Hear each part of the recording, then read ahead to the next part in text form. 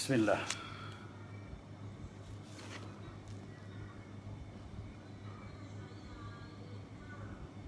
Assalamualaikum. Kalau dah ada yang online, selalu maklumkan kita dah boleh mula ke belum? Orang dah ada. Assalamualaikum warahmatullahi wabarakatuh, warga KWSP seluruh Malaysia. InsyaAllah kita bakal bersiaran atau sedang bersiaran langsung untuk kuliah Zuhur kitab Fiqhus Salah, memahami ibadah salat ini, bersama saya Ustaz Rohaili Abdul Rahman bin Abdul Hamid Rohaili Al-Jauhari. Berapa orang dah ada tu? Satu, Norizan, Yusnita, Muhammad Yasin, Zeti, sabar ya, alhamdulillah. Waalaikumsalam warahmatullahi.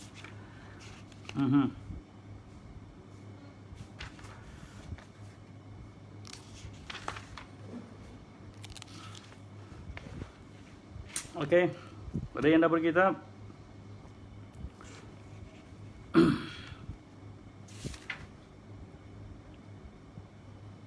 Okey, 8 sampai 10 kita mula. 10 orang, coming. Jangan left the group. Okey, join the group. Hari ni saya bersiaran dari rumah je sebab BDR. Rotation tu kena hari ni kat rumah, jadi saya dari rumah saja hari ni bersiaran langsung untuk warga KWSP, tetap dengan kitab yang sama, dengan pengajian yang sama, iaitu kitab Fiqhus Salah. Okey, betul ya, hari ini kita masuk membicarakan tentang cara qada salat. Ya. Atau dah habis dah tu petua supaya menunaikan sembahyang? Respon. Tuan Zamri Asrun, petua menunaikan sembahyang ke? Atau masih cara qada salat? Surat 39. Okey, dah ada 14 orang viewer. Jadi insya-Allah saya mulakan dengan lafaz yang mulia. Uhayyikum bi tahiyatil Islam, tahiyatin thayyibatin mubarakatin min indillahi salam. Assalamualaikum warahmatullahi wabarakatuh. Ya, petua Ustaz Amri, petua apa tu? Petua kekal muda. Atau petua nak dapat isteri muda. Yang itu kita sembang nanti. Sekarang ni petua supaya kekal menunaikan salat, insya-Allah. Ya, muka surat 39 masuk muka surat 40. Alhamdulillah wassalatu wassalamu ala Rasulillah. Saya mulakan semula salam untuk sekalian yang hadir bersiaran langsung ataupun yang akan menonton nanti dalam sesi rakaman kita, sebab kita akan share dalam wall Facebook KWSP ni, Ibu Pejabat. Assalamualaikum warahmatullahi wabarakatuh. Alhamdulillah, thumma alhamdulillah. Alhamdulillahilladzi hadana lihadza wa ma kunna linahtadiya laula an hadana Allah. Wa ma taufiqi wa la i'tisami wa ma tawakkuli illa 'ala Allah. Tahassanna bidhil jabarut wa i'tasamna birabbil malakut wa tawakkalna 'alal hayy alladzi la yamut. Isram anna hadzal waba' innaka ala kulli syai'in qadir. Itu doa dan harapan kita, moga-moga wabak COVID-19 yang sedang melanda Malaysia secara khususnya ini, ya, semakin galak nampaknya wabak ini. Kita doakan agar Allah singkirkan jauh daripada kita, lupuskan ia sebagaimana ya selayaknya rahmatnya yang menaungi kehidupan kita, insya-Allah. Salawat dan salam juga kita utuskan junjungan besar Nabi kita Muhammad sallallahu alaihi wasallam, kerana di sanalah talian keberkatan yang sangat kita harapkan agar perpanjangan dalam kehidupan kita. Di samping itu, puji dan syukur kita terus persembahkan pada Allah Subhanahu wa taala yang tetap mengurniakan ruang sebegini dalam kehidupan kita. Apa maksud saya? Maksudnya begini, walaupun kita tak dapat bersua di alam nyata tapi kita masih bersua di alam maya. Kerana usaha saudara Zamri kita dan juga warga KWSP yang saya hormati, saya kasihi, saya santuni, saya sanjungi, maka kita dapat bersiaran lagi terus dalam majlis yang dijanjikan Allah 3 benda besar. Ya, nazada alaihimus sakinah, akan turun tenang dalam jiwa kita. Banyak masalah dalam hidup kita, tapi hadir majlis ilmu ni menjanjikan tenang. Ini janji Rasul SAW. Rasul tak pernah bohong. Ma yantiqu anil hawa. Allah declare dia tak pernah cakap daripada nafsu. Kita cakap nafsu je semua kan. Tak, Rasul cakap in huwa illa wahyu yuha, tidak lain melainkan wahyu yang turun ya daripada Allah untuk dia bersuara. Jadi sakinah. Ya, ada sakinah kat sini. Tak ada pun tapi kita dapat sakinah. Ya, yang kedua ghasyiyatuhumur rahmah. Ya, dan akan dinaungi dengan kasih Allah. Ya subhanallah. Itu pun saya dah bercerita tanda kasih Allah dalam hidup kita apa dia? Mudah je. Indikator kasih Allah dah mula mesra dalam hidup kita. Kita selesa buat baik dan selesa tinggal benda tak baik. Itu je. Dalam hidup kita, kita boleh suruh aku ni hidup dalam rahmat ke tak? Kalau kurang rahmat, datang-datanglah, singgah-singgahlah, duduklah di taman-taman ya syurga di dalam dunia, iaitu majlis-majlis ilmu seumpama ini. Yang ketiganya, dijanjikan maghfirah sebab malaikat orang menaungi saya ya di ruang dapur rumah saya ni, dan juga ya di ruang ya tuan-tuan di office, di rumah, di mana-mana BDR, tuan-tuan bersiaran secara langsung, ya abaikan je, pasang dan tinggal, tapi jangan tinggal gitu je, tengoklah sikap ya, jangan terus belah itu, tak baik tau ya. Nampak macam viewer ada 3-4 orang, tapi rupanya tengok 5 orang, 4 orang je. Ni ilmu. Siapa yang bohong itu dia dapatlah ya, dia dapatlah bersiaran tu, tapi dia tak dapat 3 benda yang kita sebutkan tadi. Sakinah, tenang ya, rahmat ya, kasih sayang, dan juga maghfirah, ampunan Allah Subhanahu Wa Taala buat kita yang siasa berdosa. Alhamdulillah, hari ini kita merujuk terus pada muka surat 40, petua supaya sentiasa mahu ya, menunaikan sembahyang. Ini merupakan satu benda yang sangat penting dalam hidup kita ya. Pada pertemuan minggu sudah kita dah bercerita, sebenarnya orang yang tak sembahyang bahasa mudah atau bahasa kasarnya, tak payah hidup lah. Tak perlu hidup, sebab menambah dosa je, menambah lama dalam neraka. Kehidupan yang dilalui hanya menambah masa untuk dia diazab dalam neraka. Wal'iyadzubillah. Sebab tak layak seorang hamba Allah yang Allah berikan segalanya dalam kehidupan yang semuanya free of charge, percuma. Kita hanya dituntut untuk datang, berikrar, berjanji menyembah pada Tuhan yang satu, yang maha murnia ini. Jadi ada masalah kita kadang-kadang, kita bukan tak nak sembahyang, tapi tak boleh, kadang terlupa, kadang terasa macam tak sembahyang pun tak apa. Yalah, tak sembahyang pun makan nasi macam biasa. Tu masalah kita. Yang tak sembahyang pun kita gelak ketawa bergembira lebih pada orang yang sembahyang kat sana. Jadi ini ada masalah sebenarnya. Mari kita tengok apa yang ditulis dalam kitab ini, yang ditulis oleh Ustaz Haji Engku Ali bin Haji Engku Undut, Haji Muhammad Al-Idrusi ya, panduan petua macam mana untuk menyempurnakan menjadi orang yang kekal sembahyang. Illal musallin alladzina hum ala salatihim daimun. Ya, orang-orang yang tenang hatinya ni. Innal insana khuliqa halu'a idza masau syarru jazua wa idza masau khairum illal musallin, kata Rasulullah. Kata Allah Subhanahu Wa Taala, manusia ni hidupnya keluh kesah. Ya, dapat nikmat kedekut, dapat ya azab, merintih, mengeluh. Illal musallin, kecuali orang-orang yang solat. Sebab apa? Sebab sembahyang tenang. Dan syarat sembahyang tu alladzina hum fi salatihim khashi'un, yang mereka ni kekal dalam sembahyang mereka. On off tak jadi bang, maghrib je sembahyang, subuh tak sembahyang. Ya, zuhur kan sembahyang, asal lupa pula. Maghrib tak sembahyang, traffic jam, isyak nanti nangis kat sejadah. No. Bukan begitu. Kita nak jadi orang yang kekal mendirikan, membangunkan solat sebagai hamba Allah dalam kehidupan kita. Okey, kita tengok muka surat 40 tadi. Sebagai ikhtiar, usaha.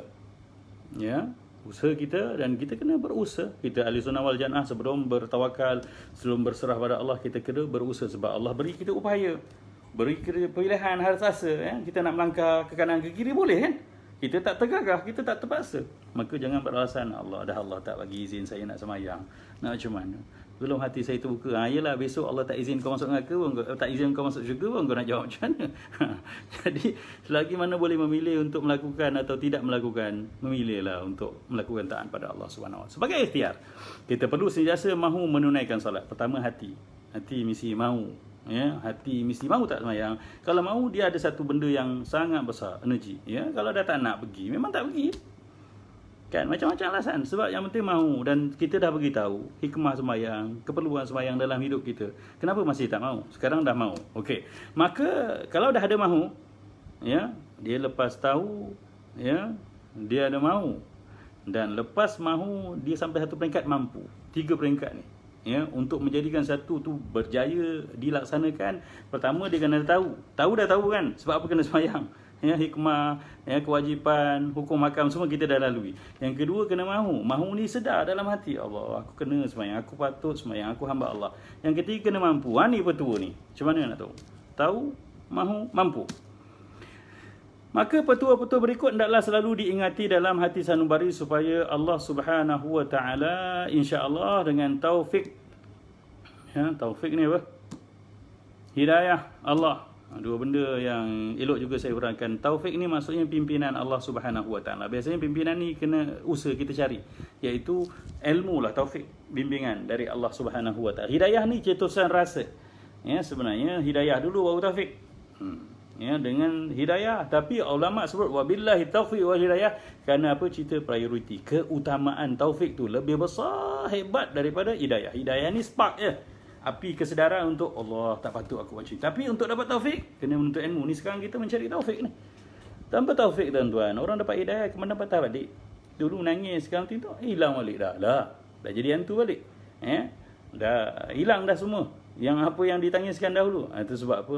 Tidak mencari taufik. Jadi taufik sangat penting. Dan taufik Allah Subhanahu wa taala, artinya pimpinan Allah ni Allah dah tinggalkan dalam kitab, dalam Al-Quran, dalam hadis Nabi sallallahu alaihi wasallam. Maka kita kena cari. Tak boleh menangis je insaf, kemudian tak pergi belajar dan akhirnya kita balik pada jalan lama. Okey. Kita akan tergolong dari kalangan orang yang cintakan sembahyang, insya-Allah. Dengan taufik, hidayah kita dah dapat. Ya, kesedaran dah ada, maka ilmunya kena kita garap dengan mesra dan supaya nanti kita jadi orang yang kekal sembahyang. Pertama, betulnya semaikan kesedaran. Yang pertama, semaikan sedar dalam hati bahawa sembahyang adalah wajib yang mesti ditunaikan oleh setiap mukallaf. Mukallaf ni orang yang dibebankan dengan bebanan syarak. Itu kita dah syarah panjang dah cerita mukallaf ni. Orang yang dah wajib sembahyang, tak sembahyang dosa, masuk neraka. Itu mukallaf.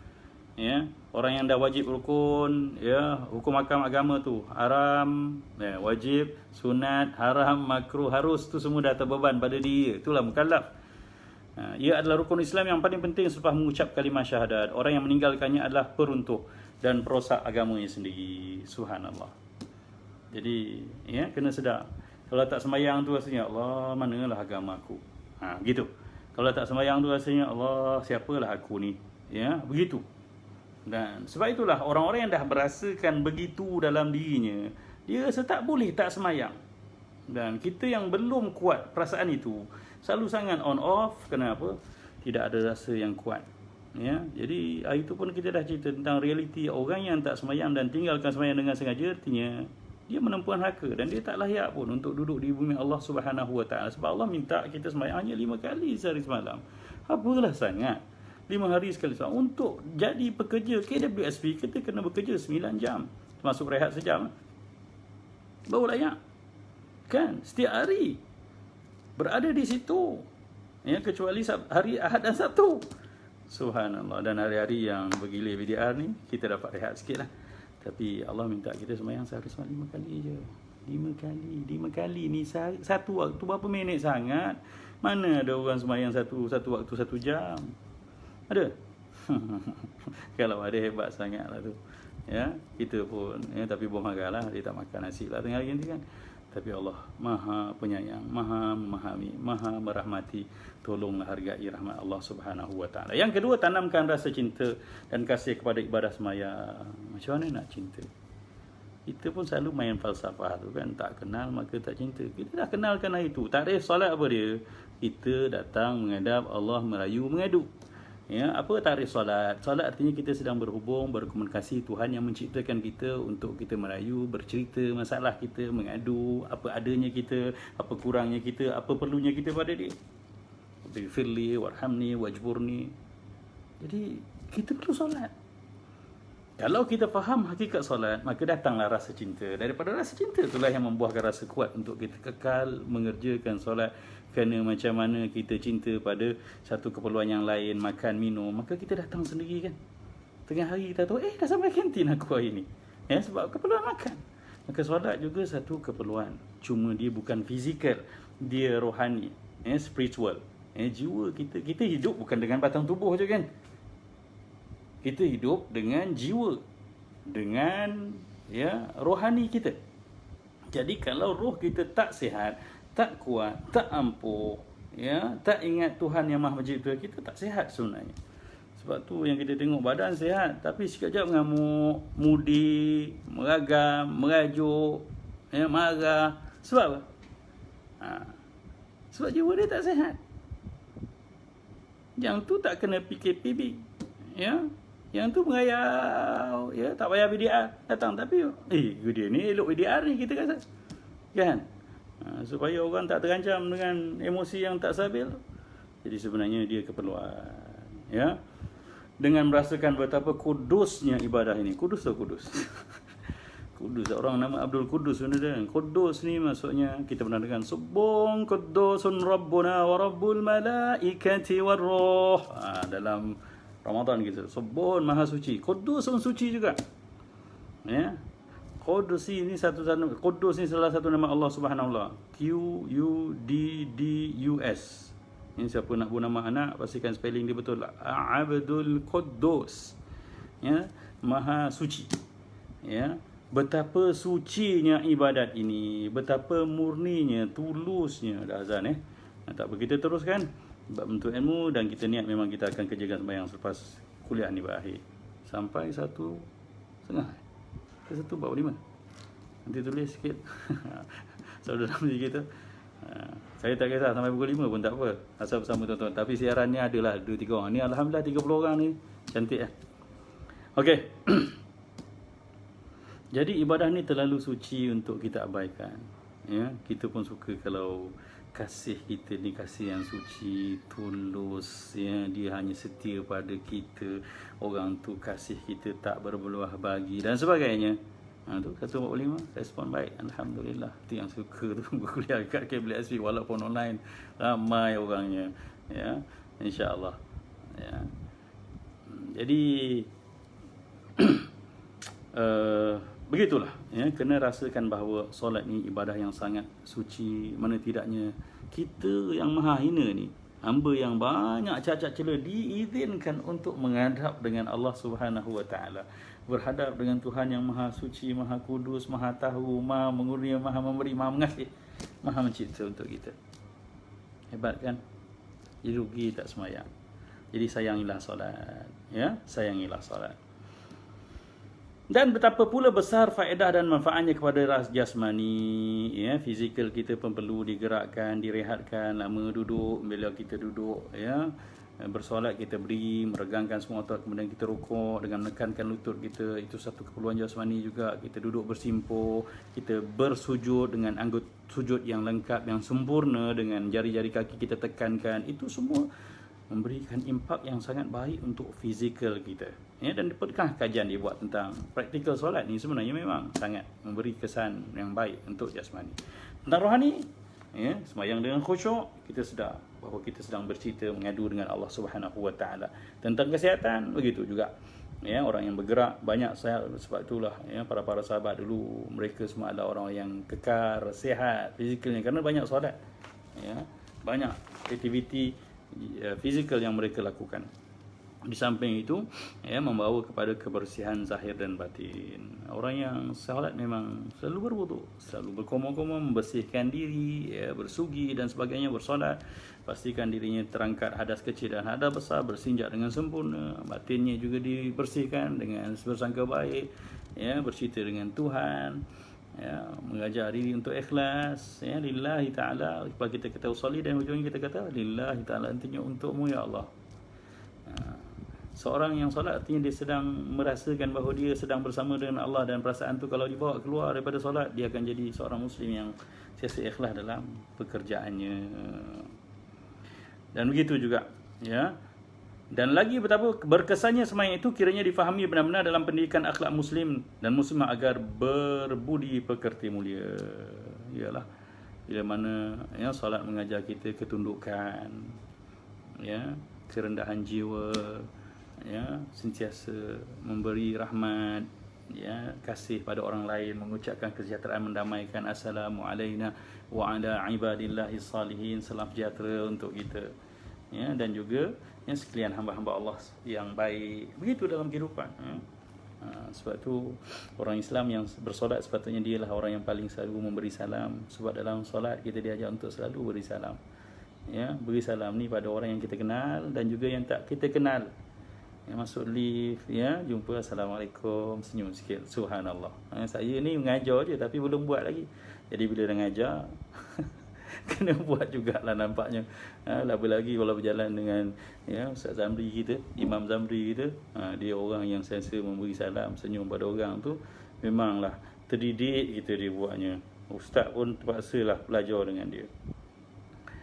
Memang besar sekali sumbangan sembahyang kepada pembentukan masyarakat dalam kerjasama, harmoni dan bersatu padu. Solat mengajak kita untuk siasa bekerjasama maksudnya siasa bantu membantu, memberi keprihatinan. Faham tak? Kalau dalam solat berjemaah antaranya Rasulullah pernah menyebut tentang walinu bi aidi ikhwanikum, berlembutlah ketika menarik tangan saudara kamu merapat. Yang mengajak kawan merapat sah tu, kita kena berlembut.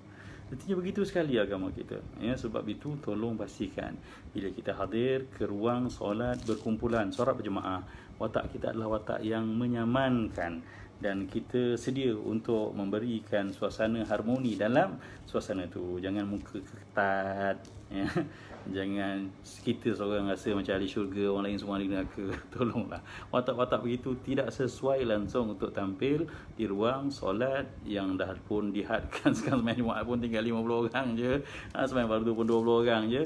Subhanallah. Jadi yang datang tu biarlah yang betul-betul faham tentang hakikat solat, solat berjemaah dan rahmat yang ada padanya.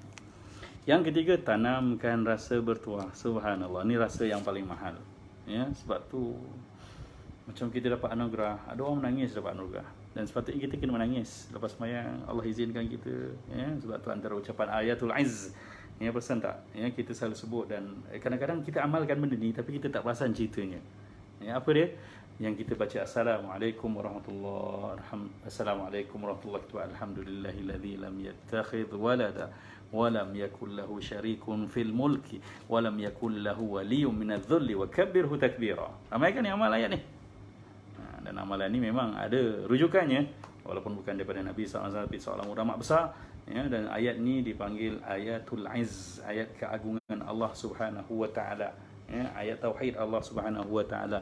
Ayat ni menyatakan bahawa kita menyatakan kesyukuran kerana dapat menyembah Allah Subhanahu wa taala, Tuhan yang tidak ada pembela, tidak perlukan anak, dan juga saudara, sekutu dan sebagainya. Jadi ayat ini menyatakan betapa kita mensyukuri Allah Subhanahu wa taala. Jadi sebab itulah lepas sembahyang kita sebut lafaz itu, alhamdulillahilladzi. Lepas sembahyang, lepas bagi salam kat Nita, kat adik Nita ni. Okey. Dia lepas bagi salam kan, ada ulama, ustaz-ustaz baca Assalamualaikum warahmatullahi, macam-macam doa Allahumma a'udzubika minal hammi wal hazan pun ada orang baca a'udzubika Allahumma inni as'aluka ridhaka wal jannah, Assalamualaikum wa a'udzubika min sakhatika. Tapi ada juga ulama nyebut sebab bagi salam kedua-dua kita baca alhamdulillahilladzi lam yattakhidh walada wa lam yakul lahu syarikun fil mulki wa lam yakul lahu waliyyun minadh-dhulli wa kabbirhu takbira. Okey, ayat ni ayat apa? Ayat surah Al-Isra ayat 111. Cantik kan ayat dia kan? Tapi jangan buat beli nombor ekor pula nombor tu. Tambah lagi satu Ustaz, 111. Kau dengar kuliah solat, kau beli nombor ekor. Memang cantik. Okey, kurang je, takkanlah warga KL beli nombor ekor. Ya kan? Okey, ayatul izz ini menyatakan betapa kita berasa bertuah kerana Allah sudi memilih kita di antara sekalian hamba Allah yang banyak untuk menyembahnya. Perasan tak, ada orang dapat nikmat macam-macam, jadi kaya tapi tak sempat solat. Ada orang anaknya ramai, keluarganya harmoni, tanahnya luas, rumah sepupunya banyak, tapi tak dapat solat. Sebab Allah tak bagi. Tapi kita tak berapa ada sangat, muka pun tak handsome, pakai tudung apa pun tak berapa cantik sangat, tak ada orang puji, tak apa. Yang penting kita dapat solat, kan? Gurau je. Mana ada orang tak cantik, semua orang cantik ni kat sini. Okey. Jadi tanamkan rasa bertuah. Bangga tu bukan bangga pada orang, bangga pada diri sendiri supaya kita kuat mempertahankan apa yang kita ada. Bangga ni maksudnya kadang-kadang dia bangga pada ya Allah, alhamdulillah aku bangga kerana aku jadi hamba Engkau ya Allah. Tu kebanggaan yang positif, bukan yang negatif. Okey. Dan rasa mulia diri kita. Kita memang hina, tapi bila mana kita dapat bersama dengan Allah, kita rasa mulia diri kita dengan ibadat sembahyang, kerana ia adalah satu penghormatan besar bagi si hamba yang hina lagi lemah, kerana dibenar menghadap Tuhan yang maha besar lagi maha agung daripada segala yang agung. Mana tak rasa bertuahnya tuan-tuan? Sebab tu bayangkan, okey, kita bayangkan dalam realiti hidup kita. Kita ni orang kampung biasa, tapi Agung panggil kita seminggu sekali. Agung panggil kita, bagi surat rasmi panggilan untuk menghadap Agung, bercerita hal perihal diri kamu seminggu sekali. Macam mana perasaan kita? Subhanallah. Bangganya dalam hati, sonoknya Agung yang di-Pertuan Agong. Nah, bukan kita minta menghadap, tak. Dia panggil kita menghadap. Dan Tuhan kita yang maha baik, yang maha besar, maha agung, maha sempurna, maha hebat, maha mulia, maha memberi, maha penyayang itu panggil kita. Bukan seminggu sekali, 1 hari 5 kali kita dibenarkan bercerita. Dia Sami'un Alim, maha dengar, maha tahu. Sami'un Basir, dia nampak kita ngadap dia, kita tunduk, kita sujud pada dia. Kita bercakap Alhamdulillahi Rabbil Alamin, dia jawab Hamidani Abdi, hamba aku puji aku. Tak bangga ngadap Tuhan macam tu. Kita nak ajar orang solat ni. Sebab tu kena rasalah semayang ni. Sebab apa? Kita tak dapat rasa sedar diri, tak rasa sayang, tak rasa bertuah. Sebab apa? Kita tak rasa kita ngadap Allah Subhanahu Wa Taala. Itu je masalah kita. Kalau kita rasa kita ngadap Allah Subhanahu Wa Taala, dia selesai masalah ni. Jadi tolong rasakan, tolong rasakan kita menghadap Allah, mengadu pada dia. Itu ada satu kalimah yang saya terjemahkan, antara kalimah-kalimah yang besar yang kita sebut dalam solat. Kita kata wajburni ya Allah. Wajburni maksudnya tampalkan kekurangan diri aku ya Allah. Aku ni tak sabar ya Allah. Aku ni kuat mengajuk ya Allah. Tampallah sikit kelemahan diri aku ni supaya aku jadi orang yang kuat menghadapi dunia yang sementara cuma ni ya Allah. Begitu. Dan kita nak ngadu kat siapa? Ngadu kat Facebook. Orang kutuk kita, sabar sikit lah. Alah, sikit je tu dah, kena kutuk dah. Tengok ingat orang nak like, tapi orang gelakkan kita lagi. Tak apa suruh ngadu kat Facebook. Ngadu dengan Tuhan lah. Facebook ni buat kuliah macam ni, okey. Facebook ni untuk rasa, berkongsi rasa tak payah. Kita tak payah berkongsi rasa dengan manusia. Manusia ni, kadang-kadang depan je macam kawan. Tapi belakang-belakang kutuk kita, mencederakan hati kita. Tak payahlah. Kita ada Tuhan yang maha mendengar, Dan ada Nabi kata apa? Ada satu benda yang sangat hebat Tuhan kita ni. Allah kata, Rasul kata, innallaha yuhibbul mulihina fi du'a. Allah ni suka pada hamba-hambanya yang merintih ketika berdoa. Apa maksud merintih? Merintih ni berdoa dengan penuh rasa kan, penuh harap, penuh haduan. Kita kan memang ada kadang-kadang kita perlu merintih pada Allah. Doalah. Sembahyang 2 rakaat, doa ngadu pada Allah, suka. Kawan-kawan kita merintih kat dia suka. Sekali dia tahan lah, 2 kali, 3 kali. Dan kau ni boleh tak? Faham sikit. Aku ada masalah, kau ngadu kat aku je pasal. Lagi kita pun belum tentu boleh dengar rintihan kita. Tapi kita ada Allah, ada solat, yang memang ruang untuk merintih, mengadu. Sebab apa? Kat dunia ni memang kepayahannya bertalu-talu. Kita perlu ada Tuhan yang maha hebat untuk kita kuat. Dan ruangnya adalah solat. Tolonglah rasa bertuah dapat jadi orang yang solat. Maka solatlah, dirikanlah solat. Yang keempat, semakin rasa penuh cinta kasih, ketakwaan, keimanan, kesyukuran kepada Allah. Perasaan ni berbagai-bagai. Cinta kasih ni, mencintai Allah ni satu benda yang selalu disebut tapi tak diusahakan. Kenapa? Kadang-kadang ucapan tu pun tak dipahami. Ada orang rasa, kenapa aku nak cinta Allah? Tuan-tuan tahu, kita cinta pada benda apa? Benda yang hebat. Kita boleh cinta benda yang cantik, yang indah. Allah tak cantik. Itu yang Nabi kata, innallaha jamilun yuhibbul jamal. Allah ni maha indah dan nikmat yang paling besar nanti kat dunia. Bila mana si hamba yang hina dini, yang jadi pada tanah liat, yang bau busuk ni, dapat menghadap dan melihat Sang Pencipta. Cantik Tuhan kita. Kenapa tak boleh kita cinta pada dia? Baik. Innallaha tayyibun yuhibbut tayyiba la yaqbalu illa tayyib. Allah ni maha baik dan dia tidak terima kecuali benda yang baik. Dia sukakan kebaikan dan dia suka, dia tidak menerima kecuali yang baik. Allah memang barang baik. Jadi nak apa lagi? Allah cantik, baik, maha mendengar, maha melihat, maha tahu. Allah tahu dalam hati kita. Innallaha alimun bi dzati sudur. Kita selalu baca itu. Allah tahu dalam hati kita. So kenapa tak boleh rasa cinta pada dia? Dan setiap kali kita berdoa pada dia, nak buat kuliah lain cerita. Doa kita ni pasti makbul. Nanti ada ruang kalau ada rezeki kita berkuliah, kita cerita doa pasti makbul. Salah satu benda daripada doa, 3 benda akan berlaku dalam hidup kita. Ringkasnya, doa kalau Allah kata sesuai, Allah akan bagi. Tapi kalau kata sesuai, Allah ganti. Allah tangguhkan pada waktu yang lebih sesuai. Yang ketiganya, Allah pasti beri. Kalau tak dunia sampai akhirat, atau Allah gantikan dengan satu yang lebih baik, yang lebih sesuai untuk kita. Jadi jangan kata doa saya tak makbul. No. Allah sebut dalam Al-Qur'an, qul ud'u apa? Ud'uni astajib lakum. Ud'uni astajib lakum. Doa pada aku pasti kabulkan. Allah sendiri cakap. Jadi kenapa kita belum dah menyerah? Jadi kenapa kita tak rasa cinta dengan solat? Solat ni artinya kita menghadap Allah. Solat ni artinya kita berjumpa dengan Allah, bercerita dengan Allah, mengadu pada Allah. Dan itu keperluan hidup kita. Kita nak adu siapa? Siapa yang menentukan dapat atau tak dapat dalam kehidupan kita? Baik atau tak baik dalam kehidupan kita? Gagal atau berjaya dalam hidup kita? Dia kan? So, kenapa tak hargai solat? Kenapa tak nak solat? Kenapa tak sayang solat? Kena sayang solat. Sebab di ruang hubungan langsung. Dulu masa bercinta, pernah bercinta? Zaman belum ada email, zaman belum ada media elektronik ni lah. Pakai surat dulu. Postman datang hantar surat. Subhanallah. Ni orang lama umur 50 ke atas rasalah nikmat ni. Budak-budak muda tak rasa nikmat tu kan. Subhanallah. Dapat surat cinta tu benda yang sangat.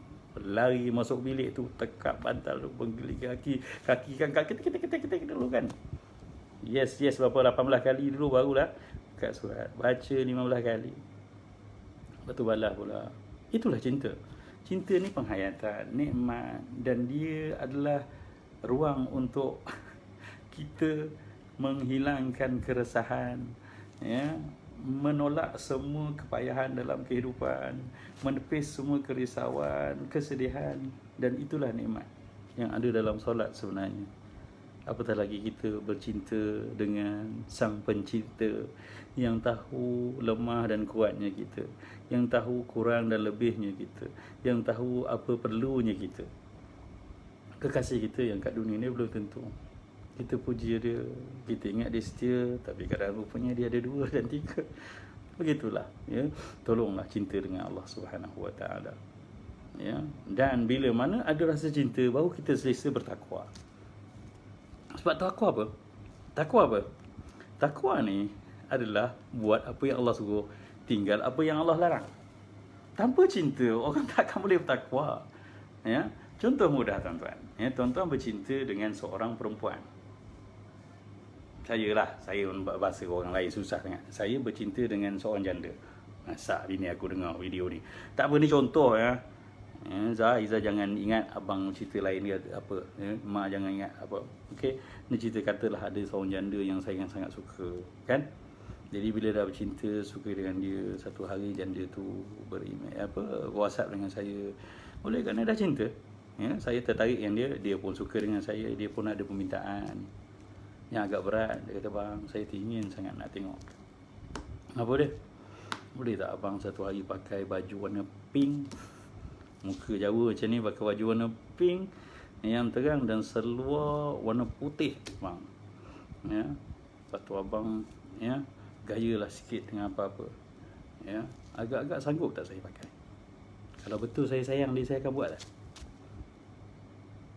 Bang, bukan saya je, abang Haji umur 70 tu, kalau bercinta dengan Mek kat Kesimpang tu jual kuah pisang, Mek tu cabar abang Haji kalau betul sayang ke Ambo, abang Haji kena pakai baju warna pink hak saya suka tu. Kalau betul cinta, agak-agak abang Haji umur 70 tu sanggup pakai tak? Dia pakai, bang. Dia pergi masjid, dia pakai baju warna pink. Gila orang kata. Gila tak gila, tapi demi cinta dia selesa dan berbangga melaksanakannya. Orang kata gila Abang Haji. Abang Haji pakai apa ni je? Dia kata tak kisah dah. Tak kisah dah. Asal saja apa? Asal saja dia dapat merealisasikan bukti, mendeklamasikan bukti cinta dia pada si janda. Janda kalau cinta dengan kita benda tu benda yang baik dia minta. Tapi Allah Sang Pencipta yang kita sayang pada dia, apa yang dia minta kita bertakwa tu, tinggal apa yang dia larang, buat apa yang dia suruh, semuanya mengandung maksud yang sangat penting dan kembali keperluannya pada diri kita, bukan pada dia. Maka tak rugi kita cinta Allah. Dan kerana cintalah kita boleh bertakwa. Dan laluan kecintaan ni kena dilalui dengan solat yang penuh rasa, penuh syukur, penuh rasa bertuah, rasa berbangga pada Allah Subhanahu Wa Taala. Tapi demi cinta tu contoh Kak, contoh nak bagi faham, sebab kita kena bercerita benda yang dekat dengan realiti kita. Sebab kita rasa jauh sangat tak bercinta dengan Allah, rasa jauh. Tak, sebenarnya tak jauh. Itu wajar bercinta Allah sebab Allah Maha sempurna, Maha baik, Maha mengunia, Maha memberi, Maha merasa, Maha mencinta, Maha merahmati, Maha segalanya. Jadi bila Allah perintahkan, kita rasa beban sebab kita tak kenal dia, kita tak cinta dia, sebab kita rasa susah. Allah suruh buat macam ni, kita tak buat sebab apa? Sebab kita tak cinta dia. Tapi si Joya jual korang pisang tu suruh Abang Haji pakai baju pink. Walaupun Abang Haji umur dah 70, Abang Haji akan pakai jubah warna pink tu. Orang kampung, satu kampung kata gila pun, Abang Haji kira apa? Dia kata jamin cinta kepada dia. Tu saya kata Allah tak buat zalim kita pada benda-benda tak perlu. Dia tak suruh buat, tapi dia suruh buat benda perlu. Tapi syaitan kacau, nafsu kacau, jadi kita tak nampak. Yang kelima, buat apa dah ni? Dia lagi kan? Ingatlah orang yang tidak sembahyang terletak di antara kufur dan dosa besar. Itu je. Ulama tegaskan sama ada dah tak Islam dah, murtad, keluar agama, ataupun kekal dalam dosa besar. Adakah kita rela hidup dalam keadaan dosa ataupun tak diterima? Kufur, murtad ni artinya mati, tak ada cerita syurga, cerita azab neraka terus. Dosa besar pun begitu. Dosa walaupun sebesar darah, kata Abu Hurairah dalam satu ungkapan yang aku bimbang, aku terus hidup dalam satu dosa yang aku tak sedar, walaupun dosanya terlalu kecil, tapi kalau aku mati tanpa ampunan Allah dan tak sempat aku mohon ampun, aku pasti terjun ke neraka. Itu cerita dosa. Jadi kita kena ada rasa tak sanggup, sebab kita dah declare kan, kita dah menyatakan bahawa Tuhan kita Allah, asyhadu an la ilaha illallah wa anna Muhammadar Rasulullah, dan Muhammad ni adalah utusan Allah, dia bawa benda yang betul dari Allah. Maka kita kena realisasikan kita punya ikrar itu. Maka sebab itulah bila mana Allah dah nyatakan tanpa solat kita berdosa besar, maka kita kena berusaha.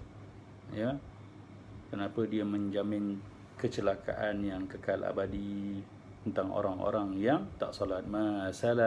Masalakakum fi saqar, apa yang mencampakkan kamu ke dalam neraka sakar? Qalu lam naku minal musallin. Ayat ni kita dah lalu itu.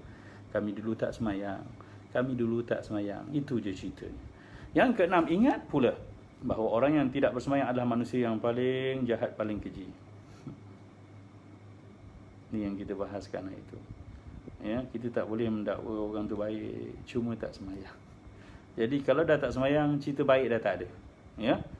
Ada orang kan selalu cakap dia tu saat baiknya dengan semua orang baik, rajin menderma, rajin tolong orang, berbudi bahasa, cuma satu je sayangnya, tak semayang. Bila tak semayang, itulah orang paling tak baik.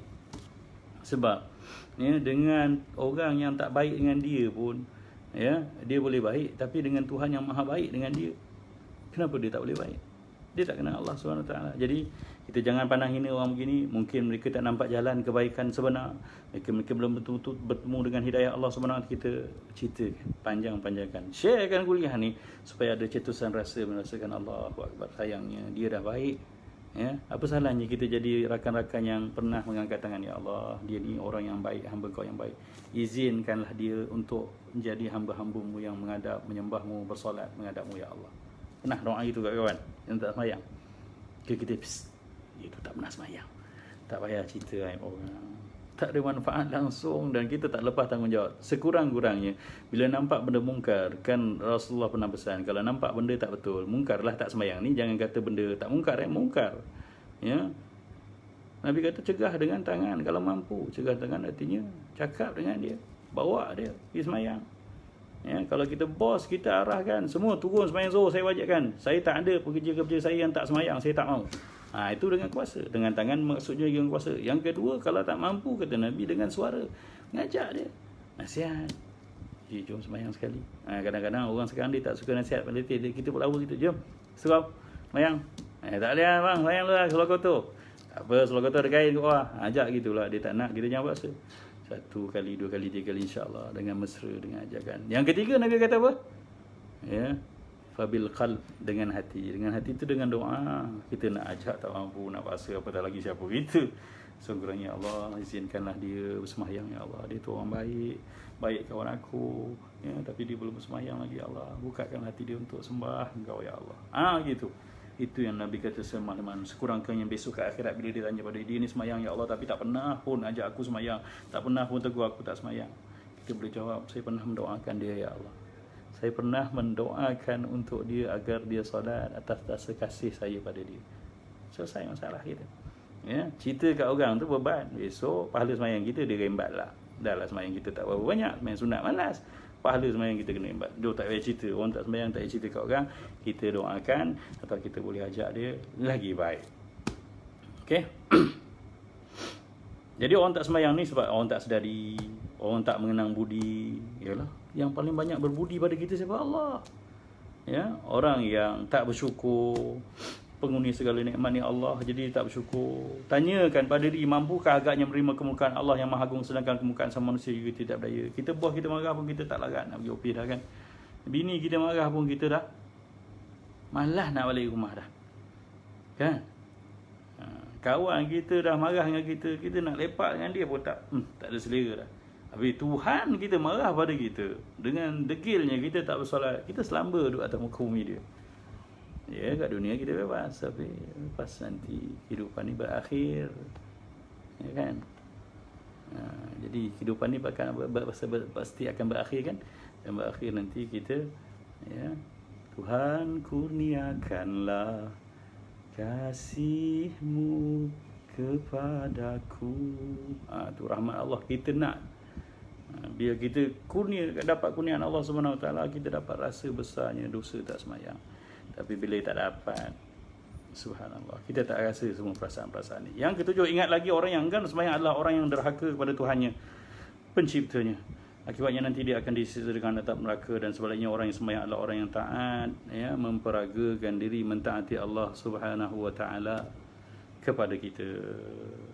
Ya, jadi tolonglah bantu diri untuk menyempurnakan ibadah solat, sebab kita nak tunjuk, ya, walaupun kurang sembahyang kita.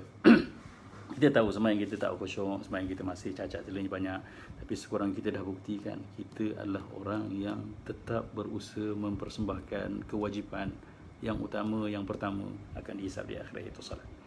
Perbanyakkan berdoa kepada Allah pada setiap waktu untuk mendapat taufik dan inayahnya. Ya, dan doa yang selalu kita baca, jangan tinggalkan doa ini. Doa ini penting, surah Ibrahim ayat 40-41, ya. Hari ni lepas kuliah ni tolong hafal doa ni. Rabbi ja'alni muqimas salati wa min dhurriyyati. Ya Allah, jadikan aku orang yang tetap mendirikan salat, ya, dan juga zuriat keturunanku. Subhanallah, ini doa yang sangat penting kan.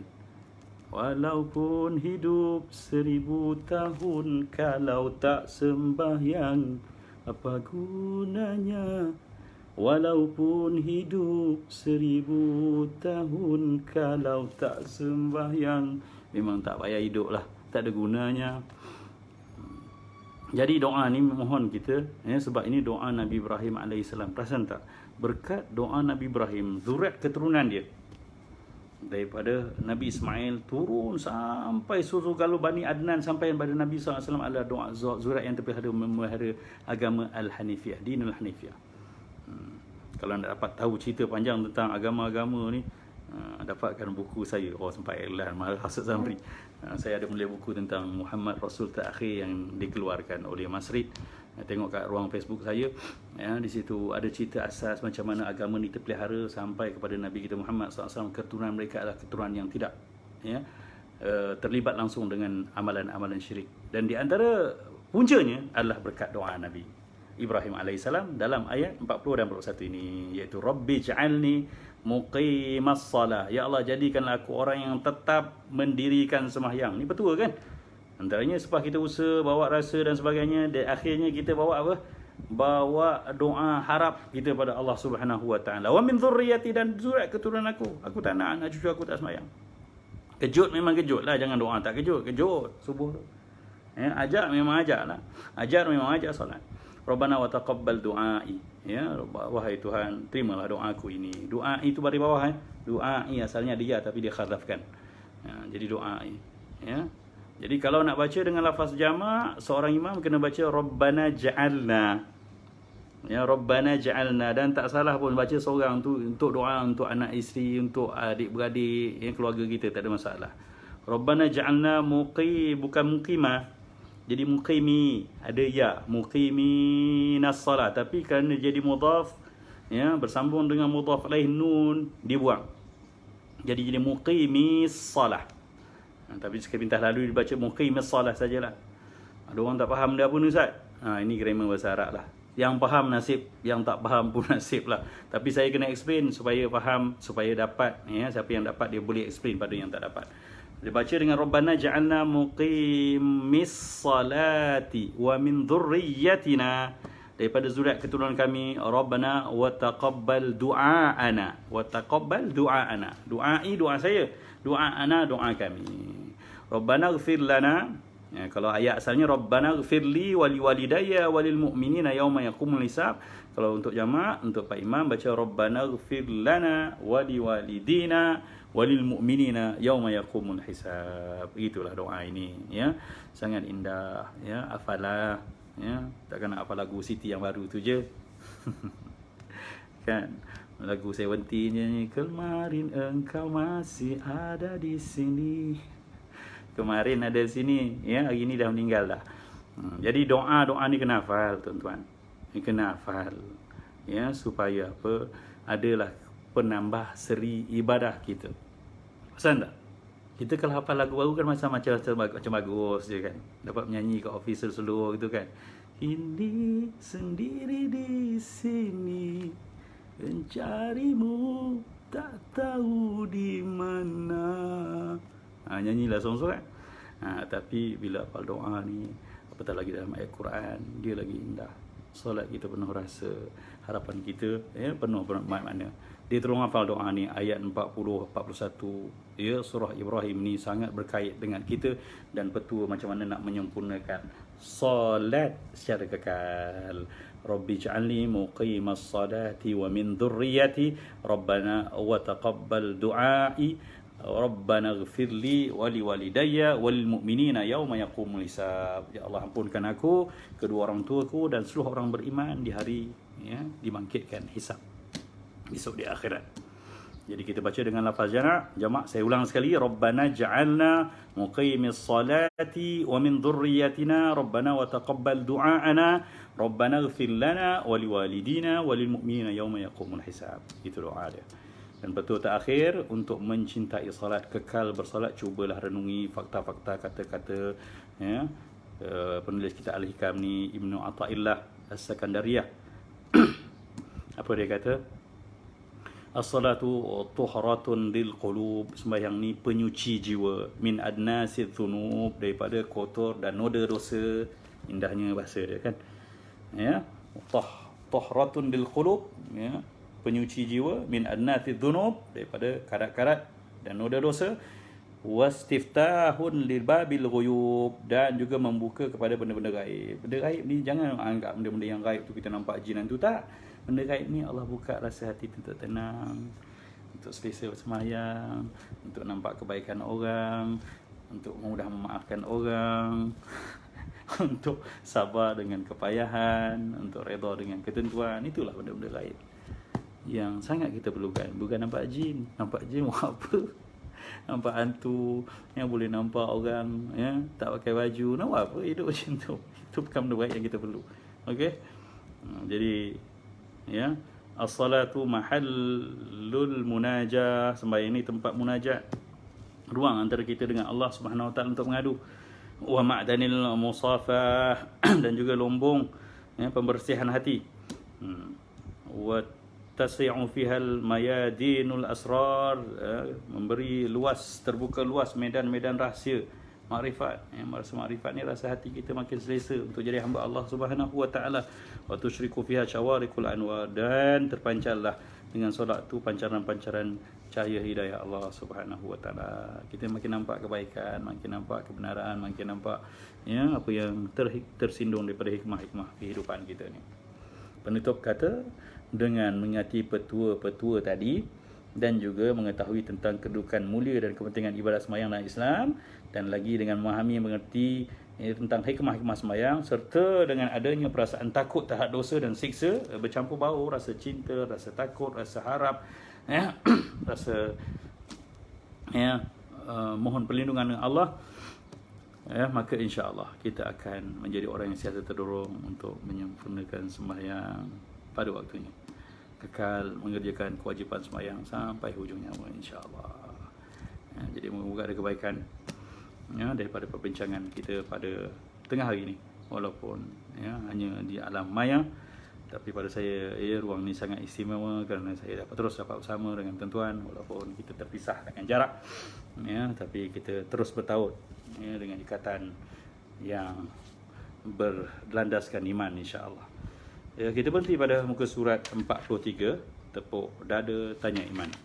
Dan insya-Allah kita sambung pada minggu hadapan dengan apa gaya sekalipun. Kalau dah free ataupun dah kita dilepaskan daripada PKPB ni, kita akan bersiaran secara live langsung terus depan mata. Kalau tak pun selesai, kita boleh continue dengan cara begini pun tak ada salahnya. Dan minggu depan kita akan mula dengan bentuk yang fiqh betul-betul lah, kefahaman tentang beribadah, hukum-hukum syarak dan sebagainya, ilmu-ilmu berkaitan fardu ain dan ibadat sembahyang. Apa yang kita berkuliah selama 4-5 kuliah sebelum ini adalah intro untuk membawa rasa betapa pentingnya mengetahui, menghayati, mencintai dan mendirikan solat. Moga-moga Allah beri kekuatan dengan apa yang kita lalui sepanjang beberapa kuliah yang lalu. Dan di akhir bicara, izin saya menutup kata dengan meminjam kata-kata Sayyidina Umar Al-Khattab sebagai renungan untuk kita bersama. Apa kata Sayyidina Umar? Kullu yaumin yuqalu mata fulan wa mata fulan, wa ya'ti yaum yuqalu fihi mata Umar. Kata Sayyidina Umar, setiap hari disebut mati dah si fulan ni, mati dah si fulan ni. Setiap hari kita dengar ada orang mati, dan akan datang nanti satu hari yang Allah akan sebut mati dah Rohaili. Renungkan, matilah Umar, kata Umar. Tapi saya pinjam juga, akan sebut nanti, semalam ada orang mati, minggu lepas ada orang mati, semua kita sebut kawan-kawan kita mati. Satu hari nanti orang akan sebut mati dah kita. Maka sebelum saat itu menjelma, mari kita perbaiki solat kita, tambahkan ilmu kepahaman dan didirikanlah solat dengan penuh rasa. Wabihi wallahu a'lam. Terima kasih atas tumpuan dan kehadiran semua. Moga-moga Allah rahmati, ampuni dan beri terangan dalam jiwa kita. Kita hamba cuma, kita merayu pada yang maha sempurna. Moga-moga dia memberikan segala yang baik untuk kita. Assalamualaikum warahmatullahi wabarakatuh. Finish.